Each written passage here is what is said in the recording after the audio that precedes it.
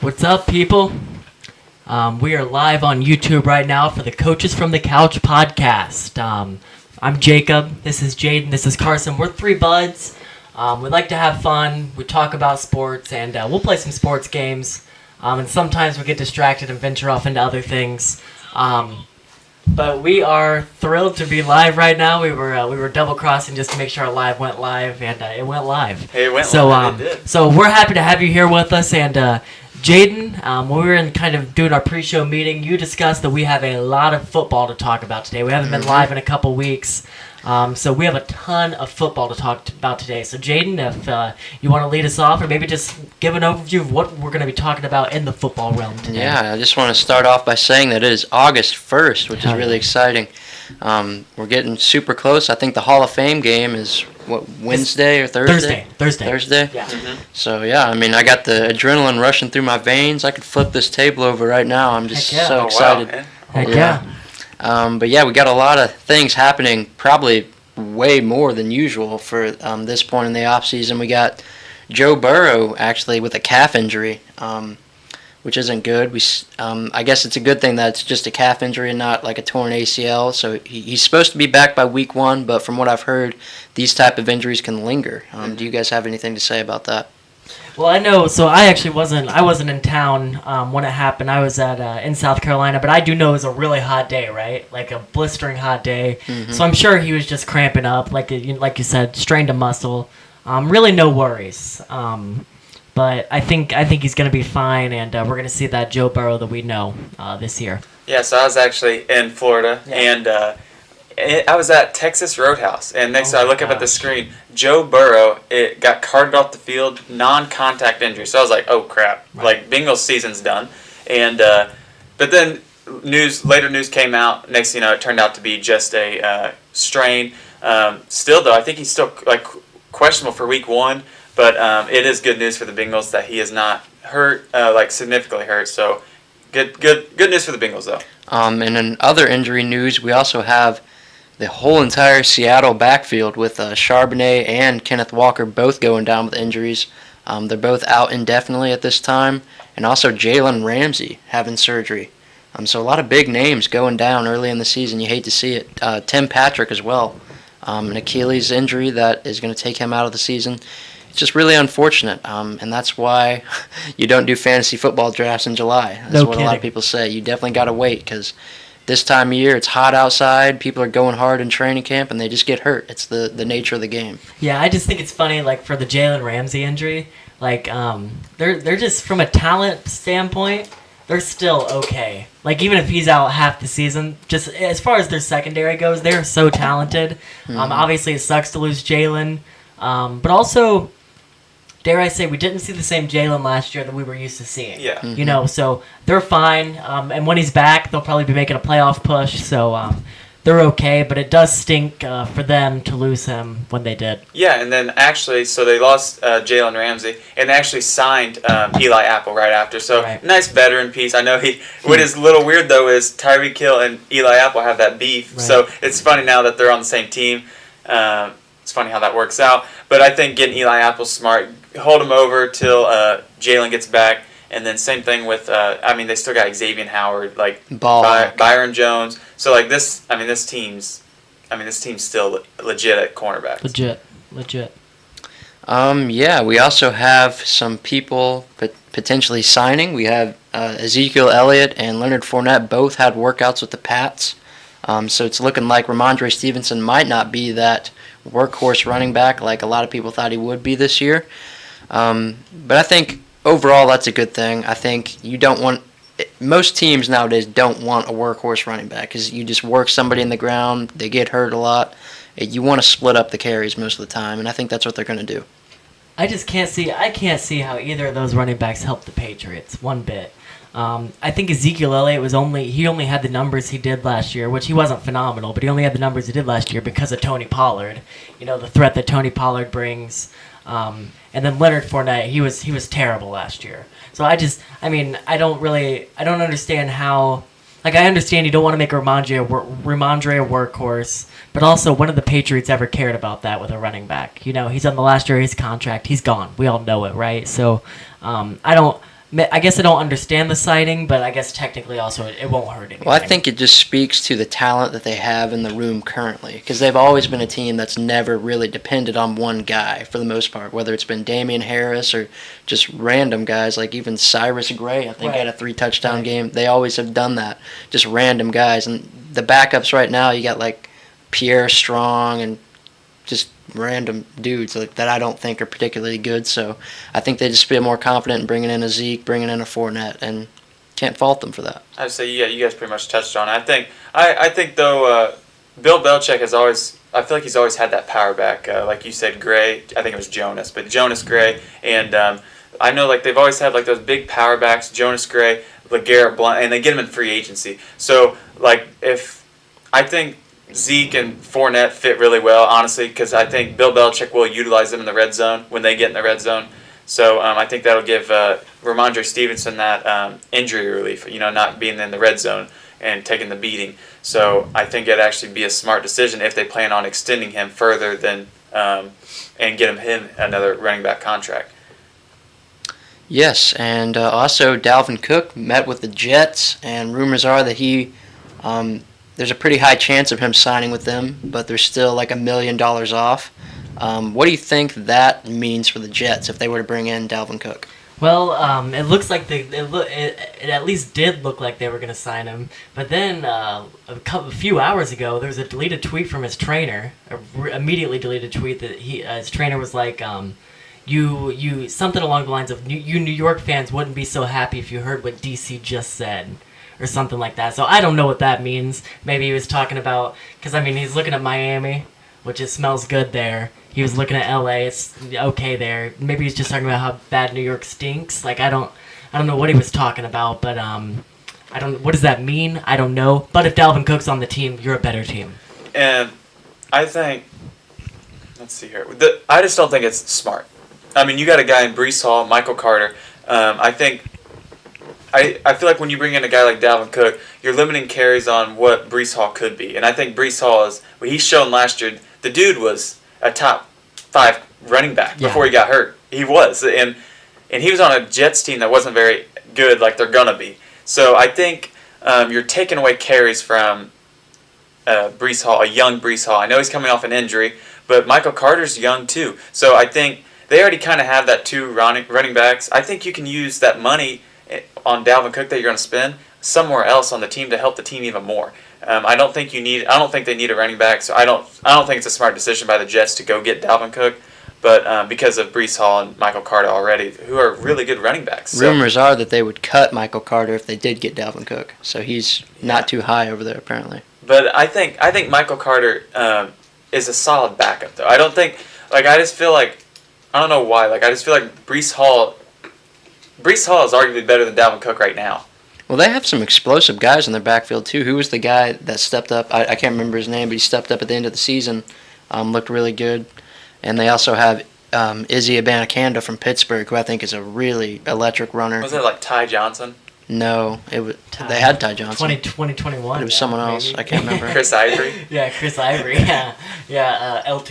Yeah. But yeah, definitely. But they're also for them though. They're in cap space heaven right now, right? Because Aaron Rodgers had agreed to take less on his contract, so they're. I mean, I don't know for sure. I haven't looked at their numbers, but I'm sure they're swimming in cap space right now. So they're fine as far as that goes, at least for this year.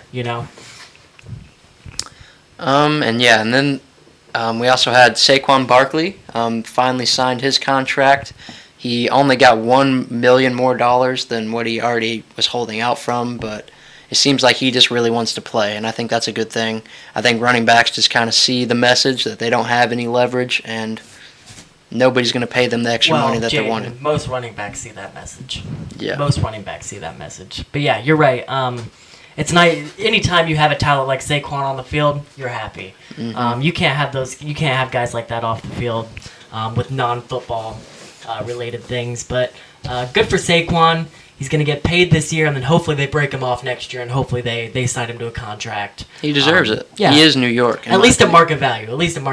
you know. Mm-hmm. So hopefully they lock him up. Yeah, and I just want to touch on, like, Saquon, I mean, the dude, he changes their offense. He does. Mm-hmm. And the Colts are in a similar situation right now. We'll touch on that here in a second. But, like, I just feel like there's a certain point where, like, you can't pay a running back too much. You just can't. You know, because, like, they're so... It is what it is. They're just so much easier to replace in other positions. Right. And I think the Giants, I feel like there is guys, though, like Derrick Henry, Saquon, Johnathan Taylor. I do think they should be the highest paid. Nick Chubb. Like, these guys should be the highest paid. But, like, you can't... I just don't think you can be getting up there with, like, skilled, like, wide receivers and, like, you know what I mean? I just don't think... It's two different bars, and I don't think you can. And, but, yeah, he got his money. He got $1 million more. I think he should be happy. I really do. I think he got more money than he got last year. How can you be mad? Right. Yeah, I think if you're a team like the Giants, Daniel Jones showed that he can be careful with the football. I think he's one of those guys that he's good enough when he has the talent around him. Like, he's not a guy that can make the extraordinary throws like a Herbert, like a Burrow, and Allen.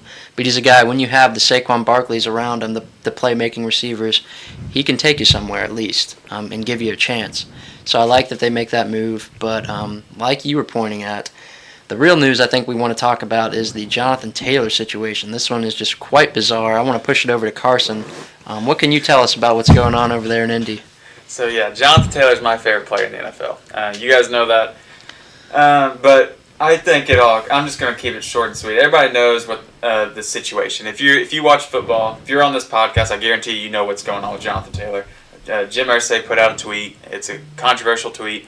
And then Johnathan Taylor's agent is, I think, an idiot. So I think what it comes down to is Johnathan Taylor was fine in April when he had his old agent. He says, I'm going to play this year. Basically, I'm going to earn my money this year. That's what he's basically saying. I'm good with the Colts. I want to be here. I want to retire. And then next time he gets a new agent, everything changes. So I blame the agent. I think his agent just screwed him. That's what I really do think. I think his agent's the problem. And I definitely think Jim Irsay, what he said, though, is definitely... He probably shouldn't have said it. So what do you mean by screwed him, though? Screwed him out of what? Because I think his agent came in saying, like... All right, no, I get what you're saying. Like, I get how he did it, but what do you think what do you think he screwed him out of? Getting a new contract? Oh, like right now, yeah. Because, I mean, you got to think right now, he's won the contract now, so he was planning on pretty much sitting out. Right. And then next thing you know, well, now the Colts have every leverage on him. Every single piece of leverage. Exactly. So now it just makes him look bad, and I don't really think it's him. Well, I don't know because yesterday on the Pat McAfee show, he threw a side comment out there because he went to that practice. Yeah, and he talked to like everybody. He talked to players, staff, and he said something about how I don't appreciate, or something about Johnathan Taylor. Johnathan Taylor isn't treating people right, even people that don't have anything to do with his contract. Yeah. So that makes me think like trainers and stuff like that. That was my first thought. I don't know if you've seen it. He's literally sitting off to the side with a hood on and his jersey and just sitting there not talking to anybody. So the thing is, though, when it'd be kind of like he's trying to point a message, and I think it all points back. Johnathan Taylor's not like that. He's right. He's a good person. Like, he's a good, humble person. So soon as he got that new agent, everything changed. It just started going crazy. And that's why it ignited fast, and now I just don't see how can anything change? What do you mean? Like, how can Johnathan Taylor get what he wants, and how can the Colts keep Johnathan Taylor? I just don't see. It's going to be tough to overcome. It's a really difficult situation. Because if I'm let's say I'm the backup right guard on the Indianapolis Colts, right, and I'm working my butt off to earn a starting spot, or I'm working my butt off to do whatever. And I hear that get a contract. Exactly, and I hear that the best player is treating the athletic staff. I don't know if this is true, but allegedly treating the athletic staff maybe not as warmly as he treated them before the contract. Yeah. How do I feel about that? And the reason I bring that point up is just talking about culture, setting a culture, right? So you have a new coach, you have all this new regime trying to set a new culture, and then this happens. I just don't see how the Johnathan Taylor and the Colts can come back from this. I mean, what do you think? Yeah, and so I talked about it last night. I really do think somehow, some way it's going to work out. I really do. I think it usually does. I think it is a very rare situation. The way it is for him, the Colts are gonna. They've already came out and said they want a high draft pick if they're going to trade Johnathan Taylor. No one in the NFL is going to do that. Of course not. It's not like you don't do that for a running back. You don't, Right. and not even a caliber like him. So that's not going to happen. So Jim Irsay said he's going to be a Colt, and if they put him on that injured list, he still has another year. Right. Or if he doesn't play next year, he says he's going to end his career as a Colt, and he doesn't play any more snaps. Right. But I think what you'll see is Johnathan Taylor will play for the Colts. I think the relationship will get better. I think Johnathan Taylor plays this whole year, and depending on his year, he'll get a contract. I think this is his play. Just like he was thinking of before he got a new agent. I think that's what he needs to do. Just go in, work your butt off, go back to the MVP season.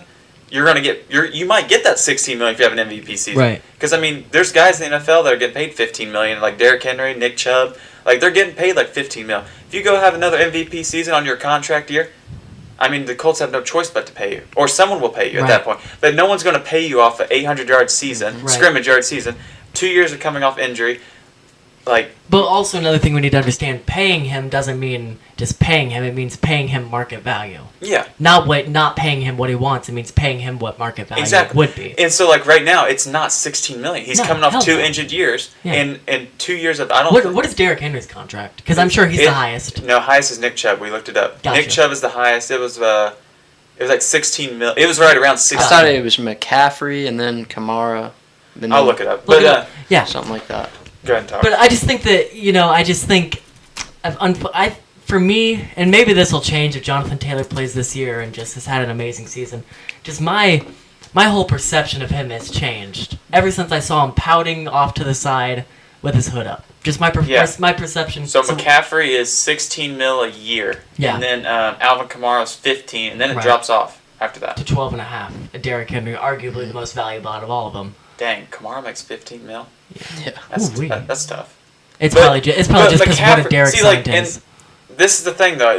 Looking at it, like, if you're Chris Ballard, big Chris Ballard fan, too, you look at it. Johnathan Taylor doesn't bring to the Colts what Christian McCaffrey does to the Niners. No chance. He doesn't bring what Alvin Kamara brings to the Saints. Yeah, I mean, he can't. He's not a pass catcher like them. Right. Now, I see him around that $13 million spot, around Derrick Henry. But then also, if I'm Chris Ballard, I'm thinking Johnathan Taylor isn't nearly as valuable as Derrick Henry is to the Titans. That's another thought that I have. Mm-hmm.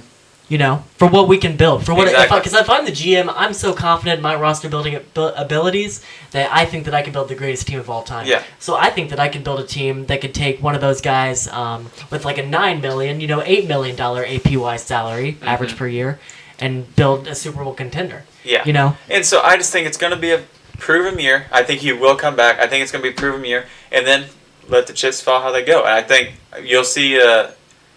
you might see Johnathan Taylor a long-time contract after this year. Or you might see an ugly breakout. Or you might see Johnathan Taylor in another uniform. Mm-hmm. And I hope he's still a Colt. Because he's our best offensive player. And I think he's probably the top 3 running back in the NFL. Yeah. So he's asking for $15 million. That's 16. right, $16 million, right? So that's obviously above Alvin, equal to Christian McCaffrey. In my opinion, in negotiations, there's a difference between shooting for the moon and landing on the stars. That'd be asking probably $13 million, land on 12 or 11. And there's a difference between that and bad faith. I think bad faith is asking for an absolutely ridiculous amount, honestly, like Deshaun Watson signed, like that contract, that's a bad faith contract just because it's completely guaranteed. And I think that Johnathan Taylor's ask of $16 million per year, I think that's just bad faith. Yeah. And if he's not, not even getting that 14 that he probably really thinks he can get, obviously not, Yeah, so do you have anything?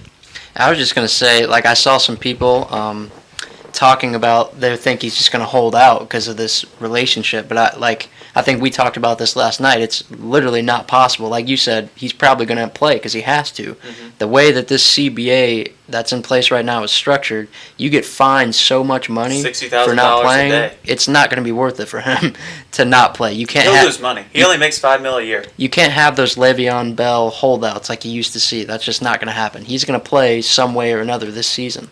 And that kind of scares me. I think really the only loophole he could possibly take is if he gets hurt, he could milk an injury or something. But even that's a really risky thing to do. The other thing is you got to practice to even get hurt. Mm-hmm. You got to practice unless he falls down the stairs at there's training camp or there's something. allegedly the injury he got hurt before the That's what they're saying. In the back injury. Yeah, and then he's denying, obviously. Right. Obviously, you Why would you say Yeah. yes? I got injured. Hurt So, my back but off the it wasn't reported, so that means, they don't know. Or yeah, if he failed his physical like they said he would. Yeah. That's because apparently that ankle that he got cleaned up only takes like a 2 to 4 month period saw that. to heal up. So 2 to 4 week. 2 to 4 week, right? So that gets healed up. Then the off season. I mean, how else could he got hurt? Exactly. So it is. Unfortunately for Johnathan, the Colts have every bit of leverage that you can possibly have right now. And as a Colts fan, you should be happy about that. Exactly right. As a Johnathan Taylor fan, it sucks, but Yeah. I mean, you got to feel for these running backs. Just a brutal year. Like, nobody has gotten what they wanted. Everybody. But the thing is, though, this one I agree with. I think the Colts are doing the right thing, though. Like, you can hurt your team by paying Johnathan Taylor $60 million. Who knows what he's like right now? Mm-hmm. Like, technically, he might not even pass his physical right now. Yeah, it's one of those things where I think deep down, Jim Irsay would love to give that money to Johnathan Taylor. Because I know deep down the Colts love Johnathan Taylor, but you just put yourself at such a disadvantage if they were to do that. Yeah, and give him that kind of money. Jim Irsay did, take him in his party bus after that. What'd he say? And, he was just like, "Hey, Johnathan, you want to come back to the horseshoe?" He's like, and I'll be Johnathan. Yeah, sir, I want to come back to the horseshoe, but I want to be paid what I'm worth. I feel like I'm worth $16 million. You're not worth $16 million, Johnathan. Mr. Irsay, in 2021, I put up an MVP season. Johnathan, you Mr. were hurt Irsay. last year. Mr. Irsay, do you think that's my fault, or do you think that's that crappy O-line's fault?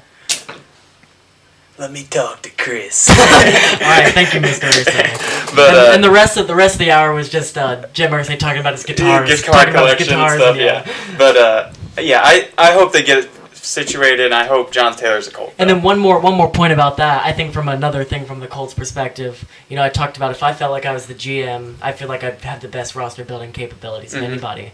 Well, the problem is they've already paid. If you look at the three highest paid players, number one's obviously Matt Ryan right now, right? He's not even playing. Number 2, Shaq Leonard.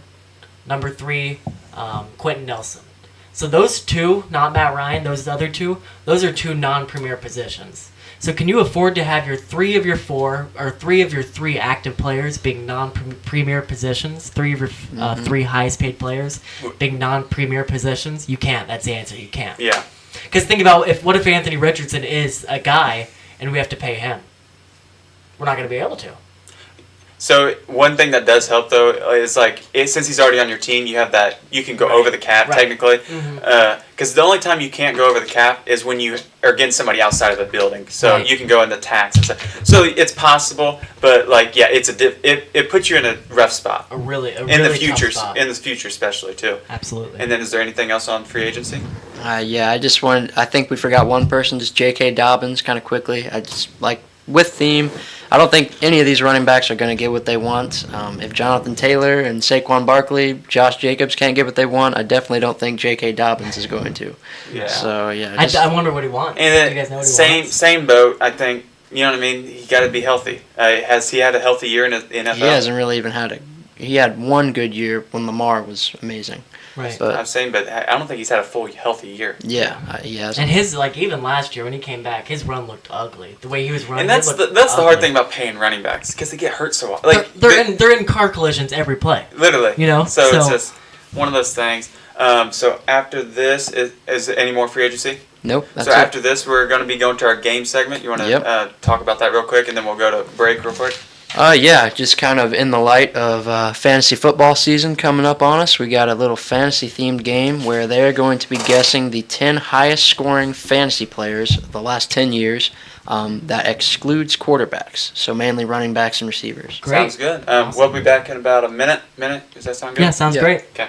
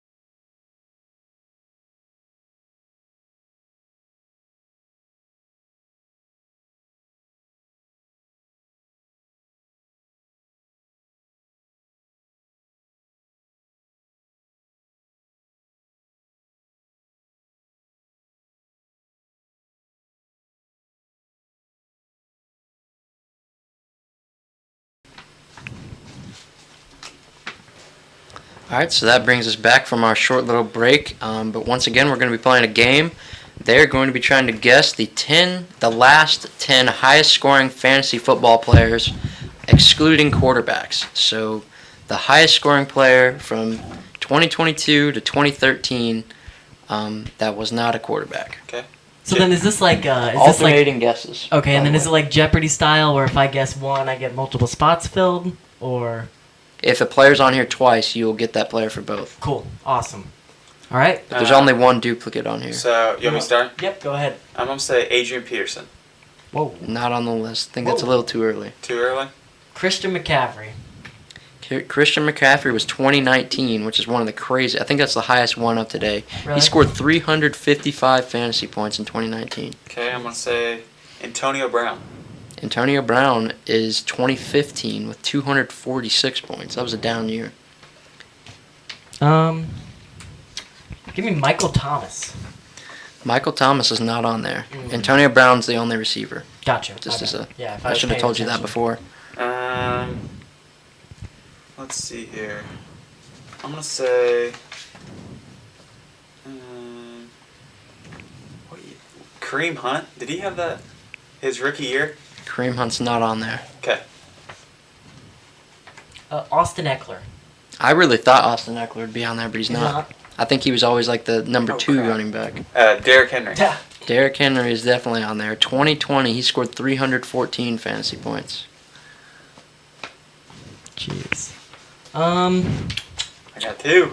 You do. So CMC, AB, Derrick Henry. Let's try Julio Jones. Julio Jones is not on there. No more receivers. Oh, that's right. I got to. You want another guess? No. No, it's fine. No, you don't. I'm going to go. Let's see. So wait, what is it? 2023 to 2013? Yep. 22. 22 to 20. So 22. last season to 2013. I'm going to say Nick Chubb. Nick Chubb is not on there. Okay. Because I think he doesn't have enough receiving Okay. to get him there. Wouldn't it be funny if I guessed another receiver? It would be funny. But I'm not going to. I'm going to guess Saquon Barkley. Saquon Barkley is not on there. He did have a very phenomenal season, crap. though. Josh Jacobs. Josh Jacobs was 2022's highest scorer with 275 points. Okay.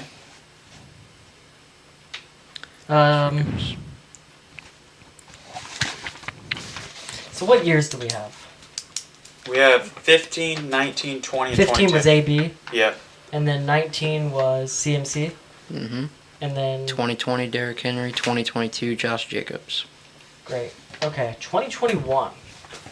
Who was so good in 2021? Running back. Zeke? Not Zeke? Zeke. I think I know it. Where we were just talking about him, Johnathan Taylor. Jonathan Oh, that's Taylor, right. 333 points that year.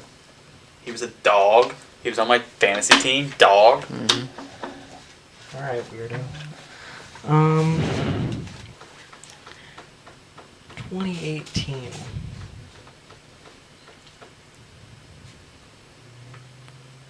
Oh, man, I'm struggling. Shot in the dark. Devontae Freeman. Not Devontae He had a Freeman. good year though. I know. That's what I was thinking. He used to be one of my favorite I'm gonna players. jump. I'm gonna jump to my other favorite player, Jamal Charles. Jamal Charles was 2013 with 308 points. Jeez, how do you know all these? Kind of like Well, the original McCaffrey a little I'd bit. say yeah. Jamal was the OG. Yeah. I think I have 14 too. I would have never guessed 14. That's the most oddball one on the list in my opinion. That one or 16. We'll see. I might get it. I don't know. I have a guess. Oh man, I have no idea. 2012. Nope, not 2012. Yeah, 2012. is one. 2013 all the way to 2022. Oh, gotcha. 13's the last one. Yeah, I just have no idea. I guess Zeke. Leonard Fournette. Leonard Fournette is not on there. I'm gonna say I have no idea. LaShawn McCoy. Oh, shady. Not LaShawn Dang, McCoy. I thought he would have been 2014. Mm-mm. So Eckler's not on there. Nick Chubb. I already said him. Nope. 20. Ray Rice. Not on there. I think he was a little bit earlier. He might have been on Okay. there. Running backs. What running backs have I missed of like? I'm just trying to think. I'm trying to think of like guys that were good. I have another guess already too. All these guys were never really like long-term, like best. Oh, in the league. I had him in fantasy. Todd Gurley. Todd Gurley is the best guess you could have made. He had 2017 and 2018. Oh my god. 319 forgot. and 313. Both those. Because I had him in fantasy. Does that count as 2 points? Yep. Yeah, it does. That's cheating. It's not cheating it. That was the money one. Todd Gurley. Frank Gore. No. I mean, you have to admit that's not a bad guess. Yeah. 2007 maybe. Ooh, I might have 2014. I just not thought of it. It's not obvious. I know. Uh-oh. I know. Uh-oh. I really like this dude. I like this guy. Good. I like him too.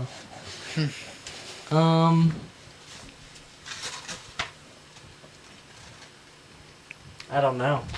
I Just gonna don't know. give up. Yeah, I'll just give up. I want to say no Sean Marino. No, that would have been a little earlier too. I'll Really? guess Darren Sproles. Definitely not Darren Sproles. Let's see here. LeGarrette Blount led the league in touchdowns. LeGarrette Blount. No. I'm trying to think of an oddball. Doug Pretty- Martin. To be one of these high Doug scorers, Martin? you No, Doug Martin had a. No. Dang it. Dude. No, do you not remember that year Doug Martin went off? The muscle hamster. He was a beast. I had him in fantasy one year. Now, hang on. I want to Travis say Kelce. Doug Martin, and then I'm trying to think who else. Maybe, I don't know. Who's the Raider running back? McFadden? Josh Jacobs. Darren McFadden. McFadden? Should we just team up at this point? I mean, well, you have to. Maybe, 2016. let's see here. Maybe, who's Chart? LT was, he was way before I think that. like 2014 to 2016 was like when we were in middle school. So think of like who was good in middle school. OJ? Not O.J. Simpson. Oh, Jesus. Who is the Bills running back? LaShawn McCoy. Like, around, let's see here. Yeah, I guess that'd help. I said Ray Rice. Cedric Oh, Benson. Le'Veon. Le'Veon was second in a couple of those Wow. years, but he was not on there. Arian Foster. No. Tank Bigsby. I'm kidding. Bigsby. Let's see here. Broncos. Oh, David Johnson. David Johnson's Yeah, 2016. that's a good one. 332 points he put up that year. He was Yeah. incredible. Remember the very next year?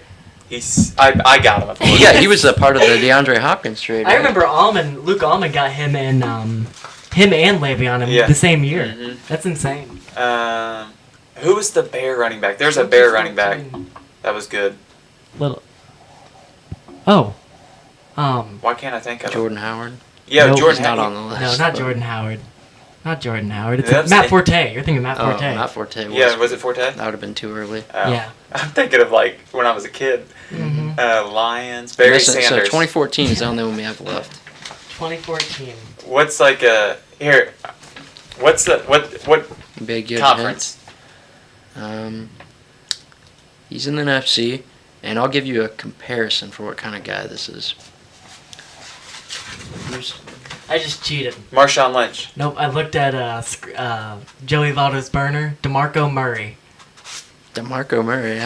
It was right. DeMarco Murray. He guessed that in the comments. He did. Nice guess. DeMarco Murray. I wasn't even looking, but yeah, he did. You remember him? He was insane. He was insane. Good guess. He had like a ton of touchdowns. He's easily looking it up. That has to be. That's an Yeah. insane guess. It's a great pool. Yeah. He said Jamal Charles too. I already said Yeah. that. But, DeMarco. so you got DeMarco. So who won? You got. I wrote it down. So I had 22. I had Yeah. 21. I had 20. Right. So that's 3. I had 19, 18, 17, 16. So you have 4. And then you had the other 3. I had Brown. Yep. So we're tied. We tied. Oh, we tied. 5 and 5. Wow. Should we go to 2012? Do you know that off the top of your I head? don't know who the 2012 was. AP. I bet it's Adrian Peterson I already said that. for 2012. No, see, look it up, and we'll say by one of our guesses if we already got it. Let us know if you already got it. No, actually, I'll give you a tiebreaker question. Oh wow. So from this last season, This is scaring me. for your tiebreaker question, if Josh Jacobs was the leading scorer from last season, who was the second Travis Kelce. non-quarterback? Nope. Let's see here. I think he was. Oh, Justin Jefferson.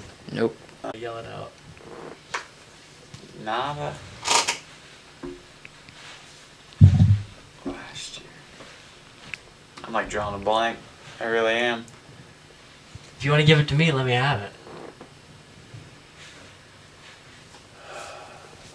Hey, I'll take it if you want me to have it. I don't want you to have it.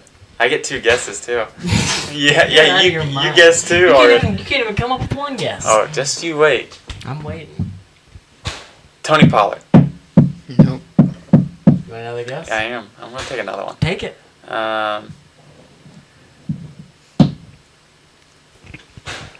Has to be a running back.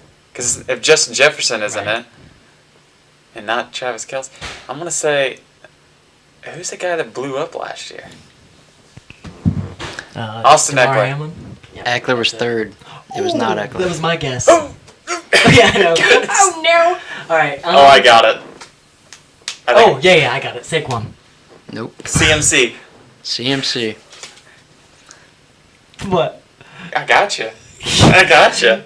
No, you didn't. I got him. Saquon really slowed down at the second half of the year. I remember he started off amazing, but he wasn't really. I got him. No, you didn't. I got him. But so that wraps up the game, right? So after this, we're going to be going to the NFC South. Is that right? NFC South? Yep. We'll talk NFC South after the break. We'll take like a minute break. Sound good? Sound good. All right.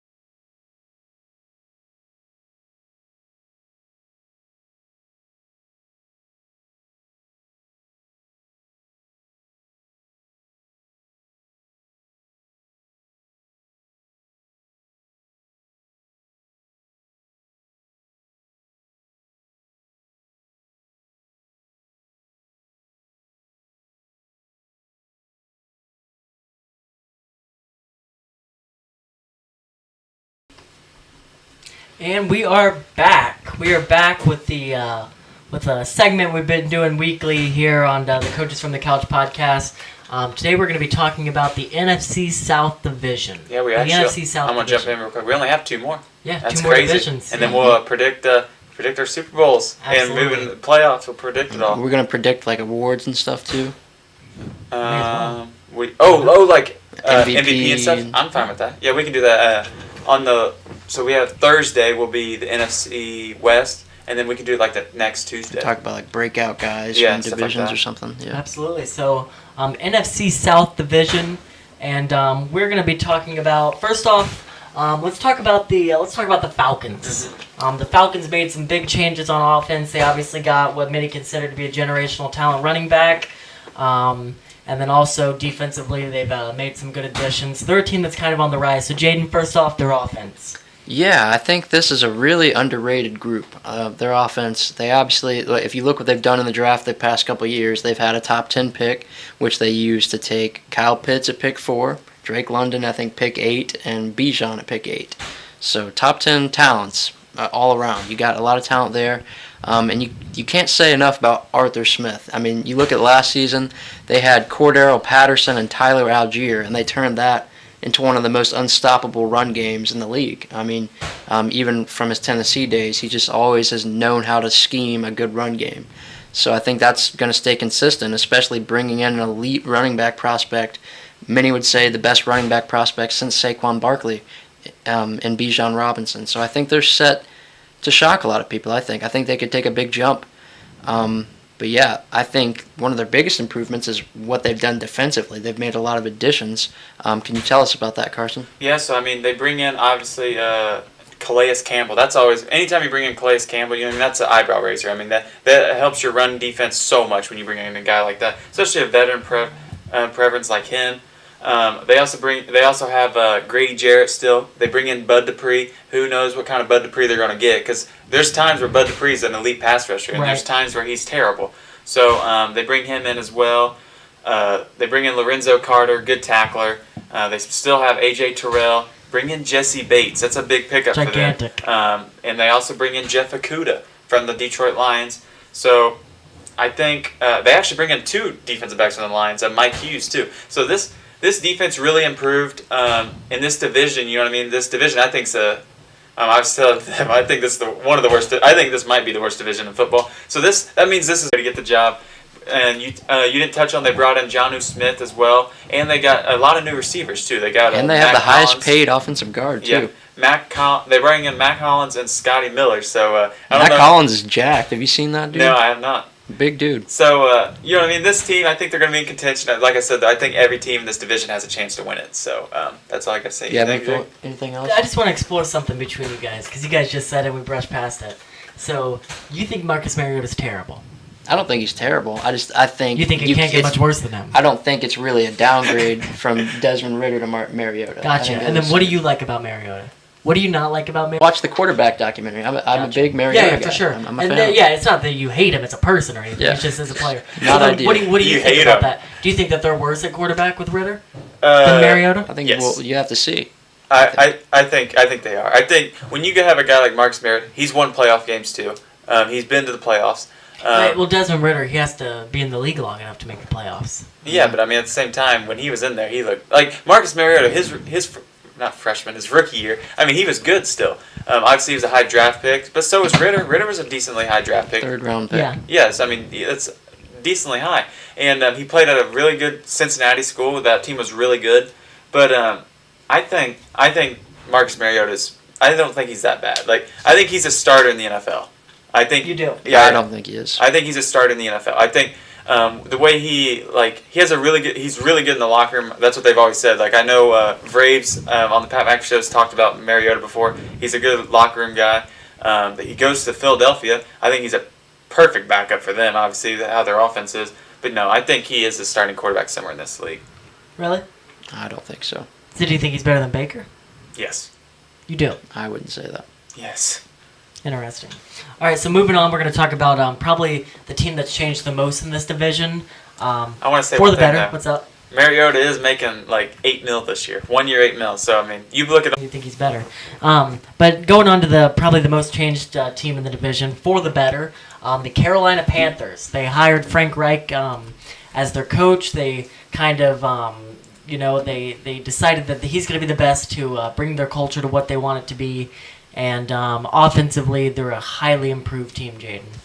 Yes, I I think they're headed in the right direction. I don't know how good they're going to be, but, I mean, they trade up, they go get their guy, and I'm always a fan of that. They go get Bryce Young. He's a guy to me. He might not be the biggest guy in the world, but he has that it factor. If you've seen him play at Alabama, I mean, he has the mobility. He can make plays that other people can't make. He has a special mobility. He's accurate. He has timing.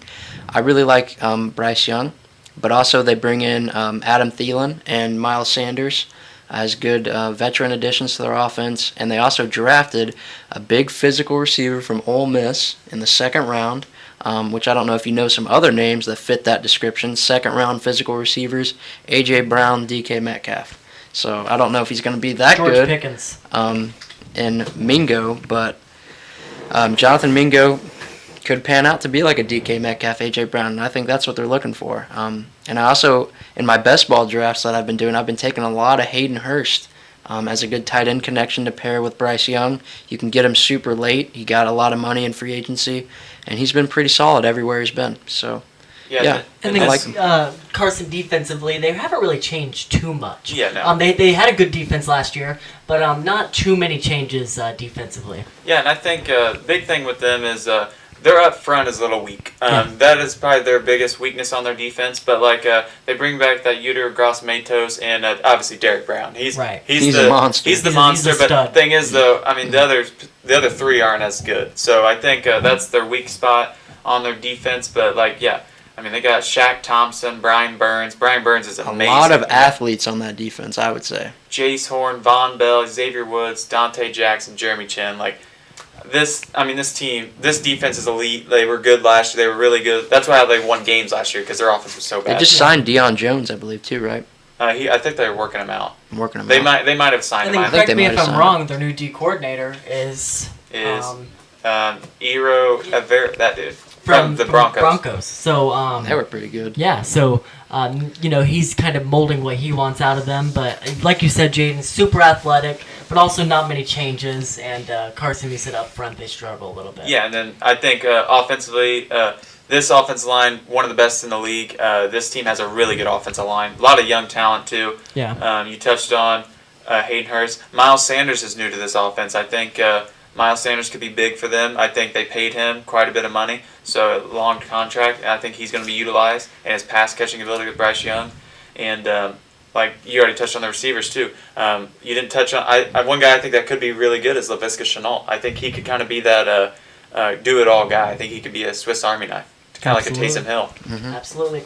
And then moving on, let's go to Mardi Gras. But the changes here, Speaking of Taysom Hill. Yeah, if you guys show me your boobs, I'm not going to give you beads. That's the only change here for Mardi Gras. But the New Orleans Saints, they got the belle of the ball. They got the belle of the ball this offseason. They got Derek Carr, the program changer. The difference, one of the best quarterbacks in free agency history. They got Derek Carr. What do you guys think about their brand new offense? I think that when I look at this Saints team, they scream to me like just one of those sleeper shootout teams. Yeah? I don't know how much that equates to winning games, but they're going to be putting up a lot of points in their games. Because I think this is a team that their brand's kind of been winning the trenches with their offensive line, defensive line. But their defense is really kind of getting older, and I expect them to take a little bit of a step back. But this offense really has a lot of fun pieces. I think when you have a guy like Kamara, he needs a lot of targets dumped off to him. And I think the past couple of years, the quarterbacks that they've had have not really been dump-off guys like Jameis Winston. Derek Carr, we just seen last year, would dump the ball off quite a lot to Josh Jacobs. So I think it's a better fit there.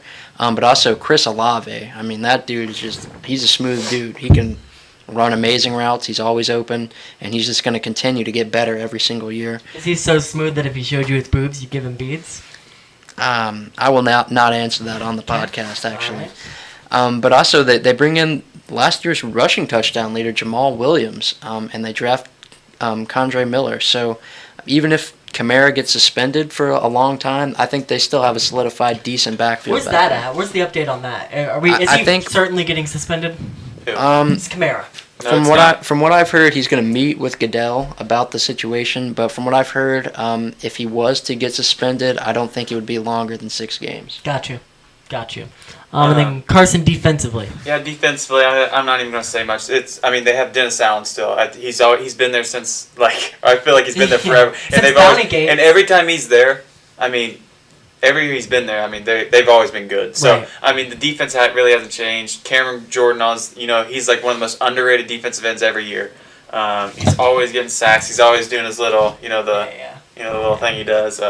But I think this team, Demario Davis, standout linebacker, he turned his career around when he went back to the Saints. Mm-hmm. I don't know, he got older, but he still got better. And then they got Tyrann Mathieu, the Honey Badger, Marcus May, and then Marshawn Lattimore, Bradley Roby in free agency.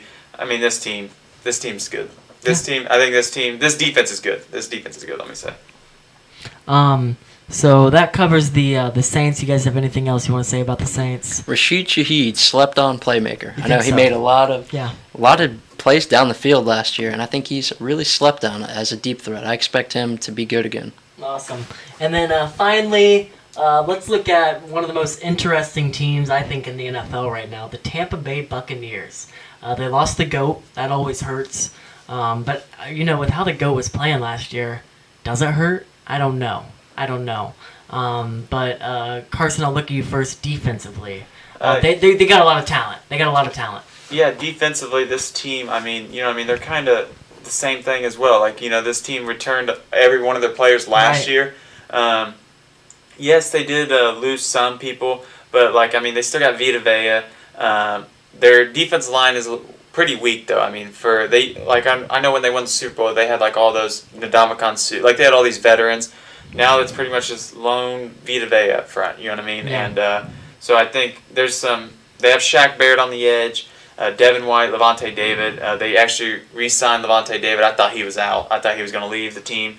But no, this defense is still good. They have a lot of big names, a lot of names they had when they won the Super Bowl. So I think this defense will be just fine. The big question mark is offense. Jaden, what do we got? Yeah, I think it kind of screams at you when you look at this team. You go look at the Vegas win total, and they're sitting at 6.5, which if you know anything, that's not very good. That tells you that they're going to be in the Caleb Williams sweepstakes, which I'm not saying that I'm too strong on this team either.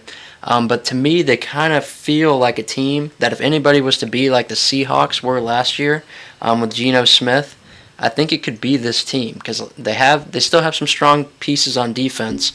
But also Baker has been a guy at times, when he has the right talent around him, he can be a good enough quarterback. And, they have, kind of how Geno Smith last year had DK Metcalf and Tyler Lockett. You got Mike Evans and Chris Godwin, which are two great receivers in their own right when they're on the field. So I think they could. I expect them to not be too good, but it wouldn't surprise me if they were like that Seahawks team that just kind of surprises everybody and they're somehow better than expected. Yeah, what do you think? What do you guys think about the Buccaneers moving Tristan Wirfs back to left tackle? I think that's a little because I didn't know they did that. Yeah, he's playing left tackle. It's on their roster depth chart. I think that's a little interesting. Considering how elite he was at right tackle, you think because you know what I mean. I've always heard on Pat McAfee's show when they bring on what's his name AQ Shipley, they say that's a big your lead foot. That's a big difference on which way you're going. Yeah. So I think that's interesting. Obviously they lost Johnathan Smith. I think is his name. But I'm just kind of. I'm just guessing with how much they're paying him. They're probably no way we're going to pay this much we need you and to not play have you at left tackle. Yeah. That's why I'm surprised the Colts didn't move Quentin Nelson to left tackle. We're paying you so much. Mm-hmm. Well, and then that's another thing. We're paying Braden Smith quite a bit too, Right. and which he is actually one of the better linemen we had last year. He was actually probably better than He was Quentin solid. Nelson. He was at least rock solid. I think he was probably better than Quentin Nelson last year, but. Yeah. But yeah, I think it's just because they're paying him so much, so that's why they're moving him. Also, I want to talk a funny guy, Cody Mock, that lineman that they drafted. The toothless wonder. I feel like him and Ryan Jensen together, holy cow. Bad boys right there. That is some bad boys. They've tipped back some beers. And there's not even and I've heard that this job is still up in the air at quarterback. It's not Locke Baker, I've heard. I've heard Kyle Trask has actually not been bad. Yeah. So. I'm not a Kyle Trask believer. What about the Wolf? Some people are. John Wolford, don't forget about the Wolf Yeah, man. that's true. They also did bring in Chase Edmonds. That's just a Los Angeles Rams reunion there with Wolf and Baker Mayfield. My goodness. But who knows? That's kind of where we are. Who knows? Yeah. So with that being said, let's rank the division. So we're gonna go 1 through 4. Who we believe will win the division. Who we believe will finish last. Any of you want to go first? Jaden, you want to go first? Yeah, I'm gonna keep on theme with what I've been doing in these rankings. I could keep it simple and go with like the Vegas lines and just rank them in order, but I kind of like to go out there on a limb, and that's what I'm doing again. I really believe in the coaching that Atlanta has with Arthur Smith, and that the talent that they have on the offensive side of the ball with that good offensive line. I think they can leap the Saints and be the winner of this division. So I have them 1. I have the Saints 2. And then I have the Bucks. Like I said, they could be up in the air. They could be the Seahawks this year. I'm going to put them at 3 just for the heck of it. And then I'll have the Panthers last. All right. And then so I'm going to go I'm going Saints 1, and then I have Panthers 2. So I have Panthers Bryce Young balling out. I think he has the right team built around him. I think they have a really good team. Like I said, I think they have one of the top 5 offensive line in the league. Defense was elite last year, and he has weapons. His third receiver's Adam Thielen, I believe, because I think Terrence Marshall is listed as their number 2. So like this dude has targets. Hayden Hurst. So yeah, give me Panthers 2. I'm gonna actually go Falcons 3, and then Bucks 4. I think Baker. There's a reason why Baker's been thrown around 4 different teams in the last couple of years. So. Yeah. So for me, I'm going to go different than both of you. I have Panthers 1. I trust Bryce Young so much. Like, I think he's going to be a great quarterback. He has the factor. Also with Reich, bringing Reich in, good pickup. I mean, I can't stand Reich. It wasn't right for the Colts, but I think he's a good pickup. And like you said, their O-line is insane. 2, I have the Saints. They brought in Derek Carr. He's arguably the most competent quarterback in that division right now, from what we've seen. 3, I have the Bucks. I just think they're so talented, and dare I say that they're making a bit of an upgrade going from Baker to Tom, or going from Tom to Baker. I think just arm talent wise at this point in their careers, I think that they're making a bit of an upgrade. I'm not kidding. Everything upstairs, no way. But I think that you don't like that, do you? No. So I think they're making a bit of an upgrade. I don't mind Baker. And then 4, I have the Falcons. I love Artie Smith, but I just hate the Falcons, and I don't know why. But I do. But I love Arthur Smith. I don't think there's any egregious order in this division, just because there's so many question marks. Like, yeah, exactly. You could really go either way. I'm scared that all the Falcons games are going to be like how they've always been the whole time I've been alive. It's just track meets. That's how I feel like they always are. They're going to run the crap out of the ball. Oh, yeah. And that's what they did last year, and it worked pretty well for most of the season. And when you draft a guy that high in Bijan Robinson, you're going to run the ball. You're going to run the ball. They have a good offensive line. You're going to see a lot like the Tennessee Titans. And I believe he was from the Tennessee Titans, right? Arthur? Mm-hmm. Arthur Smith, yeah. So, be ready for that. I think they're going to run a lot. Right, but So let's go through one more time. Jane, what do you got? I have the Falcons, Saints, Buccaneers, and Panthers. Then I have Saints, Panthers, Falcons, Bucks. And then for me, it's the Panthers, Saints, Buccaneers, and then Falcons at the 4. Sounds good. All right. Any more stuff you guys want to say on the NFC South? So NFC South, we talked about that. So next week is going to be our last division that we're talking about. Thursday, I'm sorry. Yeah. It's going to be our last division that we're talking about. The NFC West. The NFC West in our next episode. Yeah, and then so now you ready to get into some final words? Let's do it. Mm-hmm. All right. So final words. What you got, Jaden? Stay in school, kids, so you don't end up like me. Oh, wow. Didn't you graduate? College and high school? Maybe. That's the word on the street, but I can't confirm or deny. Okay. What about you, Jake? I don't know.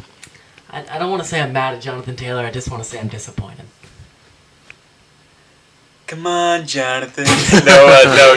Johnathan, he'll come back. Jim Irsay's still the best owner in the NFL. Yes, he sounds like he smokes probably a pack every hour. It's okay, though. I mean, he's a good owner. I think we'll get situated. And then big news coming out next Tuesday. Next Tuesday, 6 p.m., we will be live. We have Mr. Patrick Morrison, graduate from Hanover College. Yep. Madison High School alumni, right? High school football player. Yep, and then graduated from Hanover College. College football player. Then was a football coach at Madison. And started at junior high, moved to high school. Yeah, moved to high school. So he's been up the ranks, and now he's the head of the athletic department as of 2 years ago. So a really interesting story. This dude made New York Times. New York. Yeah. He made New York Times. On a smear article, but Exactly. whatever. But then we'll talk about that. We'll talk about much more. It should be a really fascinating conversation. And That is next Tuesday, 6 p.m. next Tuesday, 6 p.m. live. It will be live, yeah. Live, nice. But also, just another thing I want to touch on. We as a trio, but especially you all, we're making a huge investment into this podcast. So hopefully, just as a viewer, you can see our improvements. So we're excited about where this can go, and we're hoping that you can see it getting better. Yeah, continue to support us. We really appreciate it if you can like or subscribe. It's totally free, and it just boosts the algorithm a little bit for us. Kind of gives us a little bit of feedback of support for the work that we put into this, and kind of keeps us motivated to keep going. So yeah, please keep watching. We appreciate you, and we'll see you next time. Yeah, and I have one more thing. Oh, I have one more thing. Too. You go first. I said, "Oh no, Carson! I'm somebody that just clicked on the video, and I'm wondering if there's going to be a big interview. When is that going to be? That big interview that's going to come up Tuesday? That big interview Tuesday at 6 p.m. Patrick Morrison's going to be here again. Tuesday, what is it? August what? August, calendar's right there. August 8th. August 8th. Tuesday, August 8th, 6 p.m. live. Patrick Morrison plug. In studio. In the studio. In studio. In studio. In the CFTC. Yeah. But one more thing I wanted to say is me and Jake did not plan this. I promise. We didn't plan that. We did not It's plan almost that. like all this stuff we're saying we should have said for the last one. No, but I will say, though, Patty Mo makes some nice shirts. He does make some nice shirts. I will say that. Again, please like, comment, subscribe. Like Jaden said, completely free. It helps us out. And we will see you in the next episode 23. Peace.